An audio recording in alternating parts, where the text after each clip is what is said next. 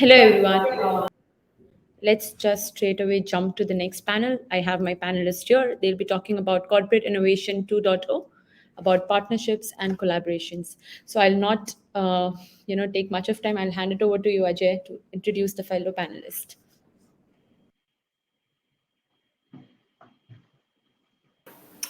Thank you. Thanks, Jagruti, for that. So, good afternoon, everyone. Hope it has been an enjoyable morning, early afternoon with the few panels and keynote that we have had. I have with me Mareme Dieng from 500, which is formerly 500 Startups, Ian Fernandes from Standard Chartered, and Joseph Manirakiza from UNDP from the Funguo program in Tanzania. So, welcome to all three of you. If you can just go around the room briefly introducing each one of yourselves. Mareme, we can start with you. Awesome. Thank you so much, AJ. Thank you for the introduction.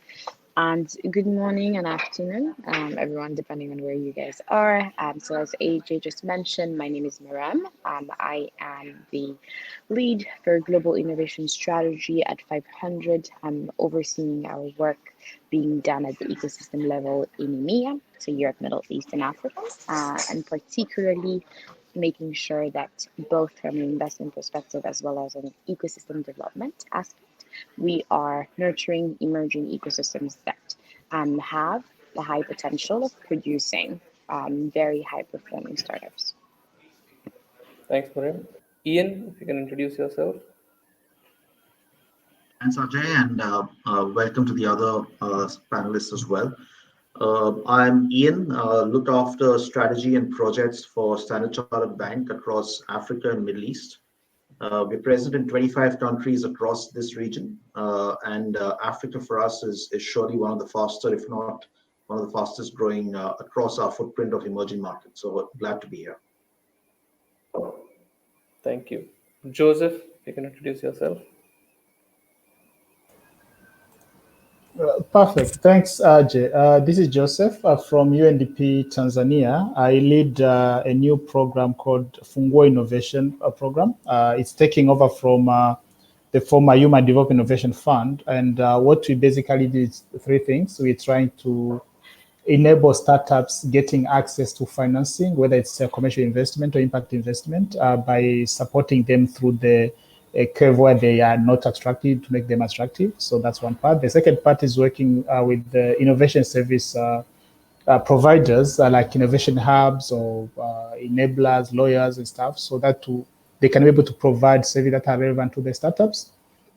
And the last component of the program that we are doing is basically working with the policymakers to influence the enabling environment for the startups and the innovation enablers. So in short, that's what we do, and the program is being housed within UNDP Tanzania, but supported by the European Union and the FCDO. So that's in a nutshell. Thanks. Great.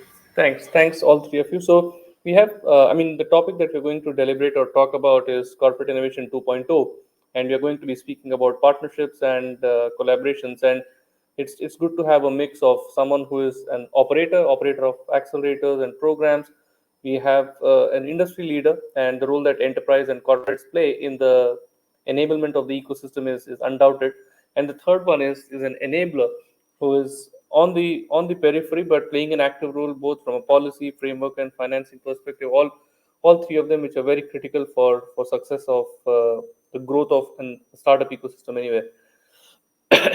So coming to you, Marem, given the time that 500 has been around and different iterations, different programs globally that 500 has been operating, what according to you is happening to innovation strategies of large corporates? How have you seen them evolve over time? Thank you, AJ. I think there is a few things that are very interesting happening at the corporate landscape today. And I think one of the biggest evolution and progress that we've seen has been the understanding of the difference between open innovation and internal innovation.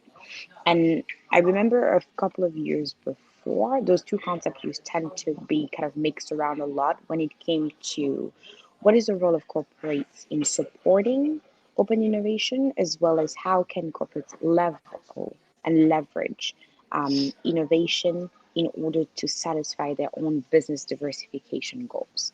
And today, what we're seeing is that there is a much higher level of maturity on the sides of corporates when it comes to understanding the difference between those two, but also understanding the complementarity between open innovation and internal innovation. And especially for us as an ecosystem builder, we have always put at the forefront of the priority how to foster and help corporates understand first and foremost what are their existing internal structures that allow them to execute upon internal innovation. And now the goal and the work has been more on looking at how can they leverage on collaboration and partnerships with startups in order not only to create open innovation, but also to leverage upon that to address business diversification. And I was actually talking about this a few weeks ago. When we're looking at especially the continent, what we're seeing is that there is a much stronger interest from corporations to be active on the startup scene, but even more so to unlock industries and to be kind of the backbone of the foundations that startups can actually leverage and the foundational technologies that startups can utilize in order to unlock specific industries. So I think one thing that we have been able to achieve as an ecosystem over the past few years is to understand that corporates are important in unlocking industries. And now the work is to figure out both the differences and the complementarities between open innovation as well as internal innovation and how that translates into business diversification. Great, great. Thank you so much, Mareme, for that. I'll come to you, Joseph, with the same question because while you're making your introduction, you briefly touched upon the innovation aspect as well, and seeing the work that you've been doing in your current avatar and the previous one, where you have been a very solid supporter of the broader innovation ecosystem in Tanzania. What is your view on this point? Well, I think we have to speak on point of Tanzania in this case. It's still a situation which is kind of evolving because for quite a long time, I think there has been a disconnect between startups, the innovation ecosystem, but also and the corporates because at some point, I think the corporate didn't really appreciate what the startups can bring on the table. And in that case, I think there has been some kind of hesitancy in actually supporting them. Right now, I think it's changing. We are seeing quite a number of corporates actually wanting to understand what's happening on the startup scene. And we are seeing a few of them kind of integrating startups products into their main services, which actually that's exactly what we would like to see because that basically contribute to the growth of the startups if they can get the off-takers of their services that they develop. And we are seeing even more corporates kind of supporting platforms that startup can be able to crowdsource ideas, but also be able to showcase what they're working on. So it's an evolving kind of scenario. We are not there yet as far as Tanzania is concerned. There's still a few corporates that are engaging, but even the level of engagement, I think, is still kind of not at its full potential because we would like to see them engaging more like, as partners, not like okay, we are looking on this, let's take over whatever you're working on. But I think we're on the right track, and the future is a bit promising, as I was saying. Thanks. Great, thanks, Joseph. And coming to Ian, a corporate itself. I mean, the one in this panel. How have you seen innovation strategies evolve over time? Stancy is fairly active with a whole bunch of different initiatives. So how has that evolved over time? No, thanks, Ajay, and a lot of brilliant points I think made by Joseph and Mariam. And I'll just add to a couple, right? In the banking space, we get the opportunity to both see our clients across a broad spectrum of industries and geographies, right? We're there in 15 countries across Africa, and we tend to play in most sectors as well. What we have seen is a combination of two, right? There are value chains in various sectors that individual corporates would either have various subsections or small portions that they don't do well, or parts of the value chain that they frankly haven't been able to find a solution for. Right, so they're looking at innovation coming from outside to address these two, right? Parts of the value chain that they don't do well themselves, and parts of the value chain that they haven't been able to actually possibly even think about, right?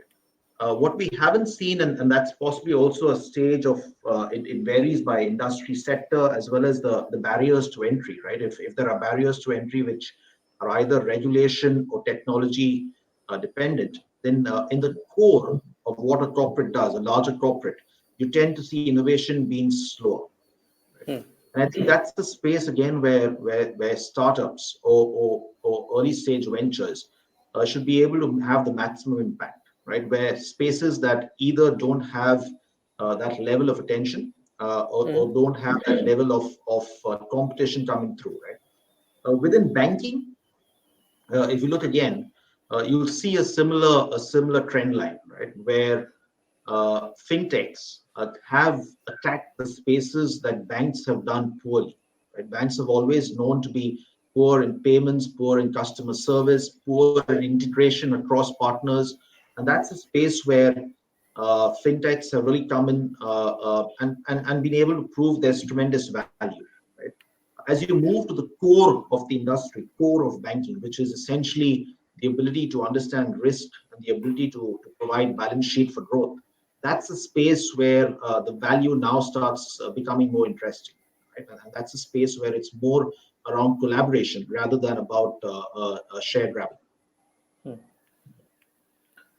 Cool. So the next question that I'm going to get into, I think each one of you has in one way or the other touched upon it. Whether you look at open innovation, whether you look at venture building, corporate accelerators, corporate venturing, and each one of them they kind of bring in their own pros and cons. Let me come to you, Ian, on this one because it kind of segues itself into the points that you're making. Where, according to you, will companies look for sources of innovation? Because you're talking of corporate innovation 2.0. In the last 5-7 years, have been a whole bunch of learnings. If you look at the next 5 to 10 years, where, according to you, will companies look for innovation? So that's a very good point, Ajay, right? And a very good transition. And I'm a firm believer of for a corporate, for a large corporate for sure, innovation should start and should be nurtured around the edges. You don't want innovation and disruption in the core of what you do, because there is a tremendous amount of rhythm and value in what's already happening.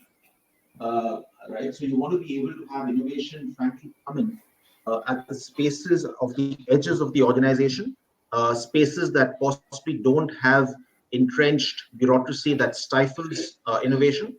And then as that innovation matures, you then want to take that innovation and let it filter into the core, right?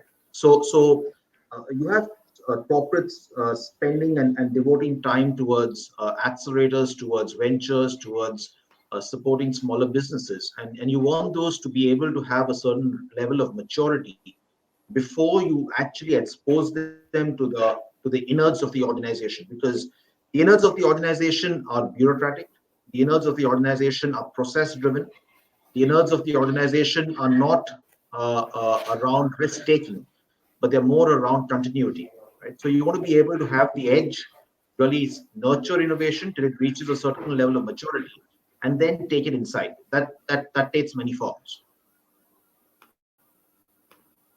Cool.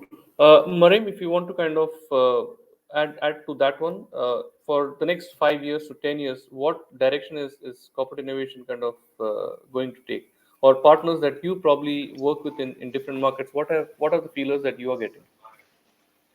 Awesome. Thank you, AJ. And I want to apologize again that I'm gonna have to jump off because I have a hard stop. But to actually add on what Ian just said, I think it's incredibly important to think about the nature of the institution and what innovation requires. And sometimes those two things don't necessarily mix well together because the institution has its processes and its bureaucratic approach. And sometimes when we are trying to, within that, create an innovative environment, we end up just subjugating innovation to those same bureaucratic processes. And so I think it's very crucial and important to think about the future of corporate innovation being around how can corporates continue to maintain the nature of their business while creating completely separated and independent spaces for innovation. And knowing to create that segmentation and also making sure to create those spaces independently from the bureaucratic processes before reintegrating the innovation back.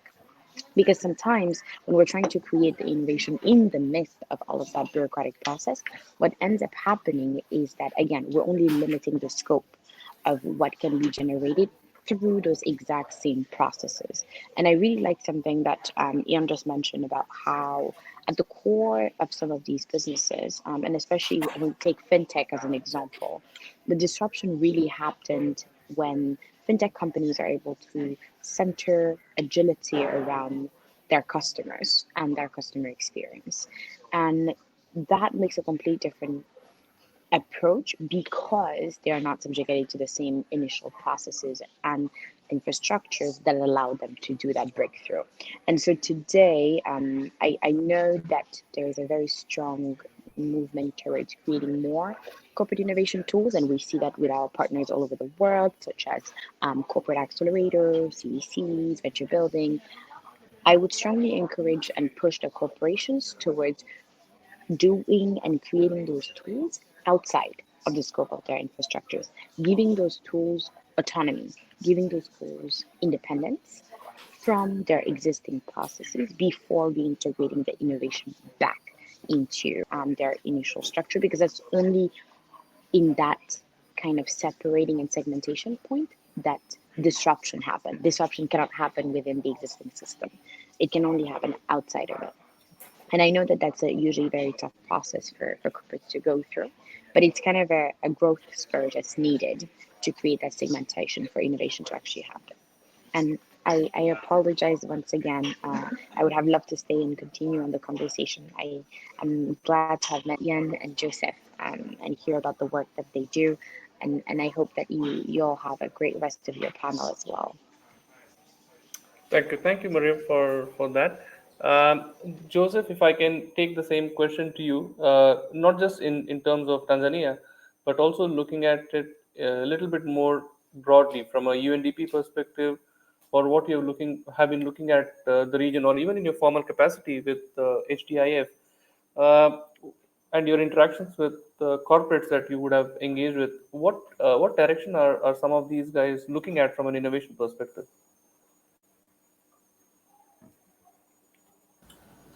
Well, I think it's kind of a mix of various stuff because one, of course, corporates would also want to innovate internally so they can actually keep at a par with the shifting demand of their clients. So that's definitely but I think there is a limit to what corporates can do as far as innovation is concerned. I feel they just look internally because they are set up to serve the existing market and also grow it. And I believe that they can grow it much faster if they look at from outside, that's what's happening from there, because they are basically not set up to be agile, especially for big corporates.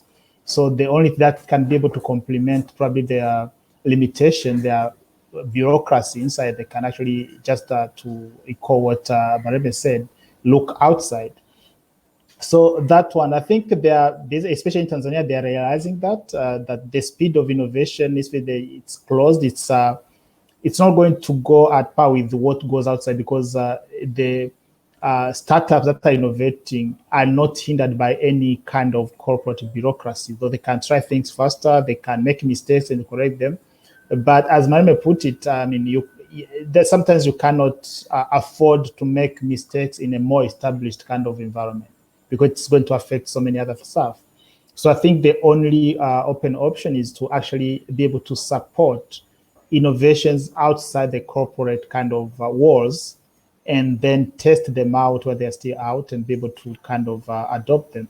And I'm seeing quite a number of corporates, be it in banks, be it in telcos in Tanzania, trying that actually model, which is quite encouraging in a way. We would like to see more coming on board, because that's the only way that at least startups can actually see that their services are actually valued, and it gives them the impetus to continue innovating when they know that someone is actually going to take up the innovation, try it out to a bigger market. Yeah. No, and also, I mean, if I were to add to that, I mean, to the great work that you guys are doing at Funguo, and what DFIs like UNDP does, I think getting corporates involved in that whole dialogue, it basically, I mean, you're able to double up the total amount of capital that is also available to startups out there. And I guess DFIs do have, for lack of words, a clout or ability to get corporates convinced to kind of engage in kind of building out the startup ecosystem as well. So I'll go to the next question, with the next question to Ian. And uh, there are no right answers, but who within an organization do you think should own the digital innovation vision and strategy?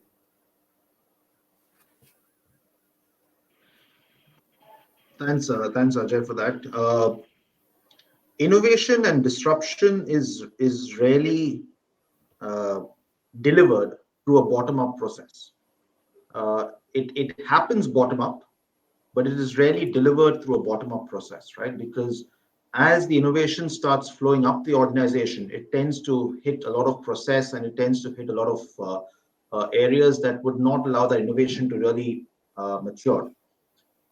So any sort of disruption, whether it's digital, whether it's value chain, whether it's product led, etc., needs to have sponsorship that comes clearly from the top. That sponsorship will empower it. That sponsorship will give it space, like Mariam mentioned, to be able to grow. And the sponsorship will allow it to also not sit and answer questions that really don't matter at that point of time. And there was a question on the chat which also, asked something that's similar, right? That said, if corporates looked at spaces of their value chain, then why wouldn't the corporates who have financial muscle be able to come up with innovation, right? The fact is, corporates and organizations rather are largely focused around incremental improvement and are driven by budgets, which tend to be periodic and pre-approved, right? They're less focused around responding to change that they don't see. And that's the reason why you tend to have organizations or corporates that don't have a top-down and a clearly CEO-owned a mandate for digitization, or a CEO-owned mandate for innovation, are really faltering along the way. You'll have innovation starting up, possibly blooming a little bit, but then getting choked as that progresses. Joseph, I mean, wearing the broader UNDP hat of sorts, and rather than, or probably even from a Fungo program perspective, what are your takes on it? Because the UNDP also kind of floats multiple challenges, whether it is around the green economy or the circular economy. I mean, different areas, climate action, so on and so forth. So, from a UN perspective as well as your partner perspectives, who do you think should be owning the digital innovation vision and strategy for an organization? Well, I think as you put it, there is no right or wrong answer to that, because I don't believe that actually should be owned by one person, especially for an organization like UNDP, because it's actually huge, and it's bureaucratic, more like a kind of public company. But it helps when you have like somebody special who is at the head of the country office, kind of owning to, seeing the value of not just digital innovation, but innovation, like doing things differently, because UNDP is in the business of doing development, supporting nations to be able to achieve the sustainable development goals much faster, and be able to improve the lives of their people. So we are interested in looking at what actually can work much better. That's why the innovation is actually being now mainstreamed across UN agencies. They're still learning as well. And I believe this kind of the vision should, be at the top, but also cascaded downwards to everyone to be able. Because I mean, the designers of the programs are not the heads, so there are people who actually work on programs. So the moment we understand that actually this is the right way to do this, the right innovations to actually mainstream associated with it, the better. So yeah. Great. So, Joseph, I'll come to you with the next question, and this kind of connects back to a point that you were making during one of the earlier questions, where you alluded to some of the work that folks like the Vodacoms and the ABSAs are doing in the local market in Tanzania. From again from a vantage point of UNDP, but also from Funguo and your earlier role, if you could cite some examples of new products and services that a corporate is rolling out in partnership with startups to allow them to compete or fare better in this improved tech driven or consumer driven age. Anything that comes to your mind? Yeah, there are quite a few. Maybe I won't have like many of them offered, but there are quite a few that have received some push from the corporate to actually get traction from the market. I can cite one from like there's what we call M-Paper, which is a platform that allows people to read newspapers on the go, and they can actually consult that they have passed. So it's actually becoming now more effective that people no longer buy hard newspapers because they can get it from anywhere at half the cost. So this was developed by a startup in Tanzania, and it was actually given traction by Vodacom. So now they're working in strong partnership with Vodacom that you can just get your paper by paying M-Pesa, but it's also provided like a platform for that. And apart from the Vodacom that have been given them a platform for payment, they have now partnered with all the major newspapers or media houses in Tanzania to be able to actually upload their content on the platform. So anyone can get it from anywhere where they are in the world. That's one of the successful kind of that I've seen. But we have also seen now another number of especially fintechs that have been given access to APIs by the telcos, which is actually working perfectly. It's still a journey because the telcos have come in the game a bit late, but it's working at the moment. And yeah, of course, now more corporates can be using platforms that have been developed by the startup to be able to push their services and products as well, like more on the buying end. So those are some few examples that we are discussing in the market. But one other exciting example is that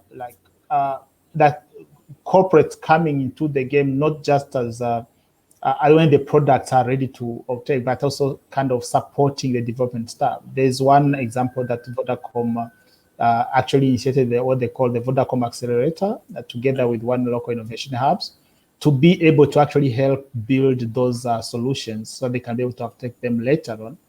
And we are seeing the likes of NMB Bank now coming together like to try what they call the sandboxing kind of area where the startups can be able to experiment and try out solutions before they go to the. So there are a few exciting examples that we can cite. And yeah, so we are now encouraging more to come into the game. Like we can use these as examples and then encourage more to come into the game. Excited. Yeah. No, thanks, Joseph, for that. Ian, I mean, Stancy has been doing quite a bit of your own stuff. I mean, like I said earlier, whether it's the Stancy Ventures or several other programs from an innovation standpoint that Stan Chartered has rolled out. So, what are some of the points or the ones that you would want to touch upon from a Stancy perspective, and some of the things probably that you're seeing in the ecosystem from a Middle East and Africa perspective? No, I'll just build on what Joseph mentioned, right?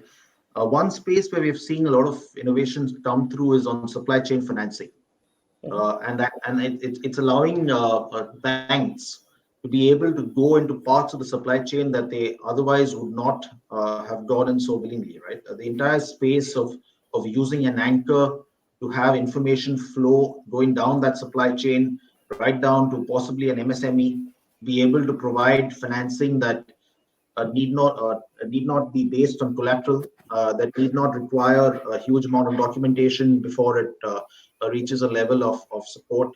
That's an area which is growing quite rapidly, and we as a bank as well have developed experience of that in some of our Asian markets, and we are taking that across to Kenya and to other parts of Africa.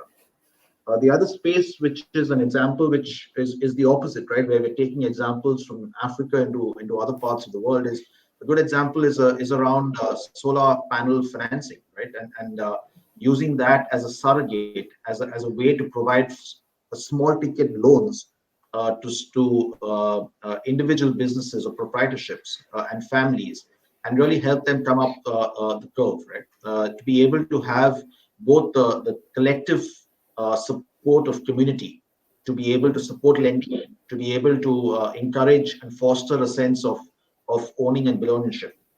And the last example I'll take is the entire democratization of wealth, where again through a fintech, we've been able to take bonds in some of our African markets, break those up, bonds, money market funds, etc., break those up into small 100 shilling denominations and give them in a manner for people to be able to buy and buy online, right? Something that the bank would not have been able to do its own on its own. Yeah. Cool. Cool. No, thank you so much for those very pointed examples or references. With that, I would like to come to the last question for the panel. So COVID-19 has taught us a thing or two about the necessity of digital, or why businesses probably need to be phygital, and where digital kind of sticks at the core of enterprise. Now that it's the last 12-18 months, a lot of enterprises, a lot of large corporates have kind of evolved. And coming back to the core theme of the topic we're discussing today, partnerships, collaborations, I guess a lot of them which didn't have the digital capabilities, they partnered with companies. In many cases, companies that were floundering, they got acquired by larger enterprises. But in your words, let us go to you, Ian, first. How do enterprises, or how do large corporations prepare for such future global crisis, and keeping innovation and digital at the core of it? What kind of preparation is necessary according to you? See, there's COVID has really, I think, accelerated by a 5 or 10 year period some of the growth and development that we've seen in industries, right? And the learning that we clearly take away is, one, don't have fixed plans and fixed boundaries on the way you operate. You've got to be having a plan that is flexible, that tends to operate within a framework, but also has the flexibility to quickly adapt. The second is really look external versus internally.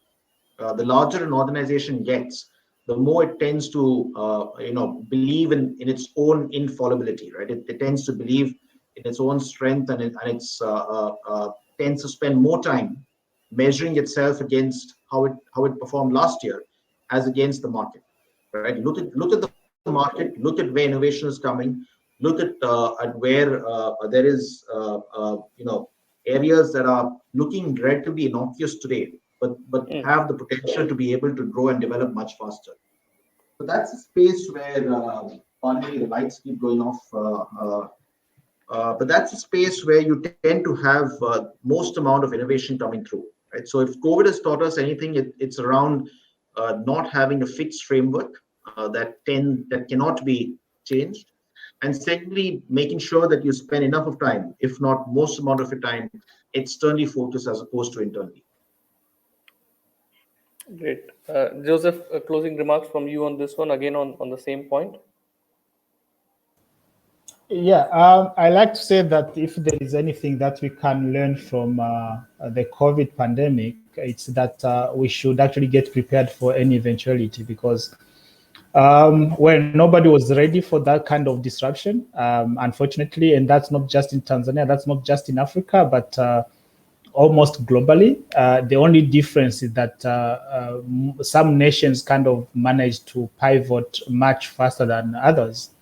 And I think I always say that we shouldn't leave a crisis go to waste. I think we should basically leverage on it to actually learn from it, because anything can happen in future.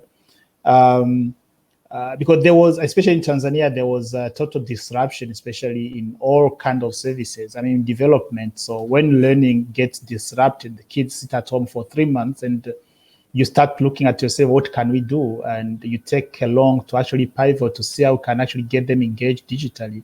So that was really a wake-up call that we are really lagging behind in investing in digital transformation, so you can actually be able to ready for transformation.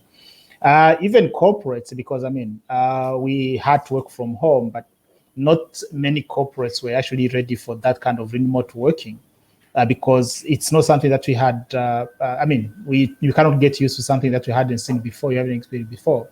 But this is, and as you can see right now, it's kind of bringing in like a new, some kind of leading to behavior change that, okay, we've got to use not working remotely. It's now becoming the new norm, so we have to get used to it. But they say not to lose sight. I mean, fine, COVID is going to end, hopefully, or we are getting used to it, but that shouldn't just pass by as if nothing happened. We should actually change the way we do most of the things. We should actually look at the digital transformation and hasten it faster than any time before.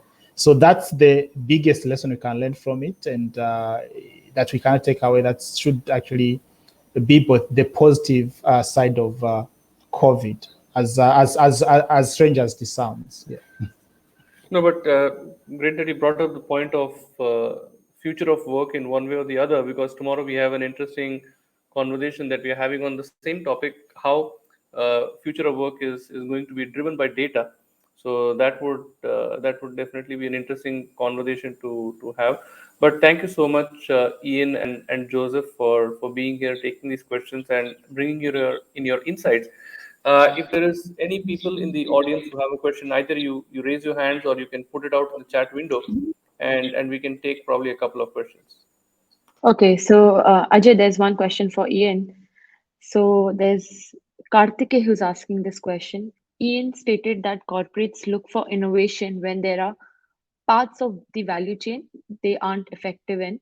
But don't corporates have enough financial resources to build that innovation themselves? How do external solutions still benefit them? Question for you, Ian. Yeah. No, that's that came up in the conversation that we had, right? The point is that corporates tend to worry and spend most time around improvements on what they already do. They use what they do as a starting point, and improve and build on those, right? They really look at spaces that they don't do, because you don't have a head of the space I don't do, right? You have a head of a division that you do, and you build your entire plan and strategy around stuff like that, and it usually is an incremental innovation from there. Uh, Financial muscle and financial might is really the precursor or the need for innovation, right? If financial might was the precursor, you wouldn't have half of the innovation that we have today in corporates and in firms that possibly did not exist 5 years ago. So innovation does not need either a large corporate, nor does it need a financial might. What it needs is a clear understanding of where the disruption exists, of where the value chain is broken, and where is it that either technology or a consumer insight can do things better. It's all about what gets the job done better, right? So it's not really linked to a corporate having financial muscle to be able to provide that innovation. Thanks, Ian. I think there's one question for Joseph. What are the plans for Funguo program to help young entrepreneurs from Tanzania to scale to their MVP? Right, great question. At the moment, I think we are still setting up the program, and we're lucky that we are learning from the past initiatives to see where the gap is, and that's where we are going to be intervening. But to start with, we're not going to be focusing on prototypes or idea stage, especially someone who's still looking at doing MVP. That could something, it can be done through other partners we are going to be working with, like the innovation hubs and stuff. But that's something we're also considering, like in the future, because we have to go a little bit below to build the pipeline of startups that we're going to be financing. At the moment, we're going to be focusing on providing support to those startups that are at a stage where they're in the market already, but they are kind of facing challenges of unlocking third-party financing, either because of the level of risk that they are facing or because they are not yet attractive enough. So we want to kind of give them a push to attract additional financing. That's the only way that they can actually grow, and that's actually the missing link within the innovation ecosystem.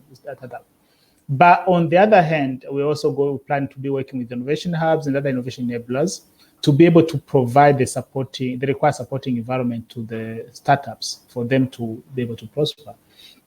And we are also now engaging various stakeholders in the policy-making environment to kind of unlock some of the barriers that have been cited by the startups that are kind of blocking their growth.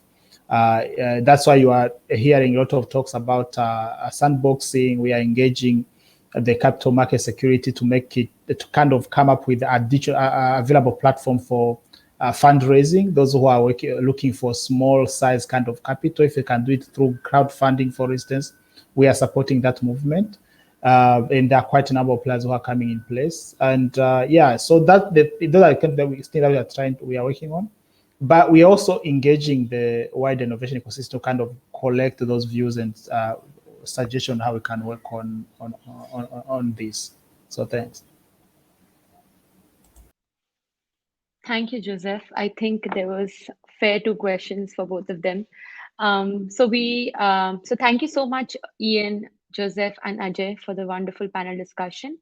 And now we will move on to the last segment of the summit of the day 1. That is startup pitches. I'll be back getting all my startups on the screen to present. So thank you so much, speakers, for joining. Thank you. Thank you. Thank you. Thank you,